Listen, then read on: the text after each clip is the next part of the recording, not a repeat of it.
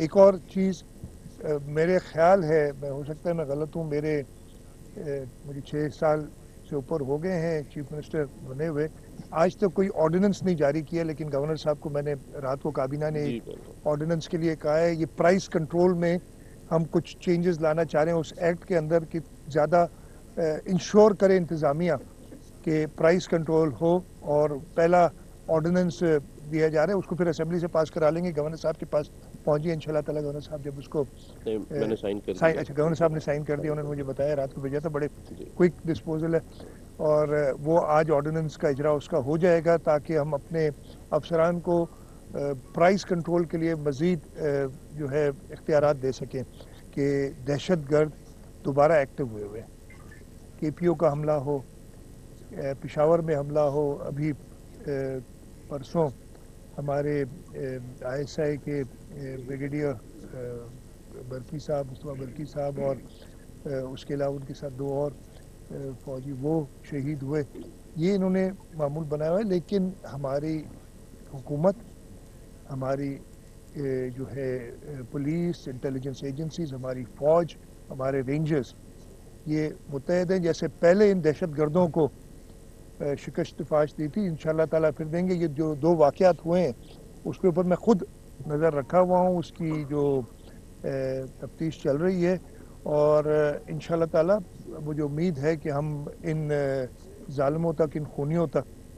پہنچ کے ان کو کیفر کردار سزا دیں گے. ہم پرعزم ہیں، جیسے کہ سی ایم صاحب نے کہا کہ ہم ایک قوم ہو کے انشاءاللہ تعالیٰ اس کا مقابلہ کریں گے اور یہ ثابت کریں گے کہ ہم پاکستان کو مزید مضبوط کریں گے.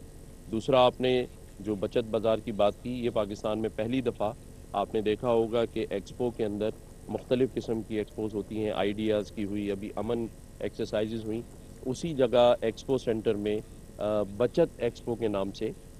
یہ رمضان کے لیے ابھی اس کی شروعات کی ہے. اور آپ کو پتہ ہے کہ اس وقت معاشی حالات ایسے ہیں کہ لوگوں کے لیے اس مہنگائی کے اندر اس رمضان میں سحری اور افطار کا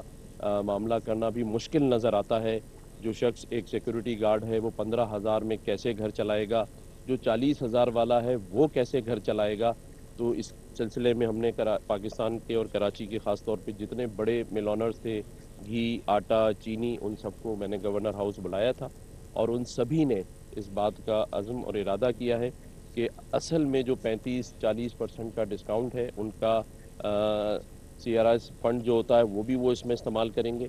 اور یہ ایکسپو انشاءاللہ تعالیٰ کامیاب ہوگی. اور اگر اس کی اندر لوگوں نے انٹرسٹ لیا اور وہاں سے پرچیزز ہوئیں تو پھر یہ ہر 2 مہینے میں ہم لگوائیں گے اس کو، اور انشاءاللہ تعالیٰ اس میں ہم کوشش کریں گے کہ لوگوں کو ریلیف دیا جا سکے. اسی لیے کیونکہ اتنی مہنگائی ہے، اتنا سب کچھ طوفان ہے، تو گورنر ہاؤس میں بھی آج پہلا روزہ ہے، اور اس کے ہم نے عوام کے لیے،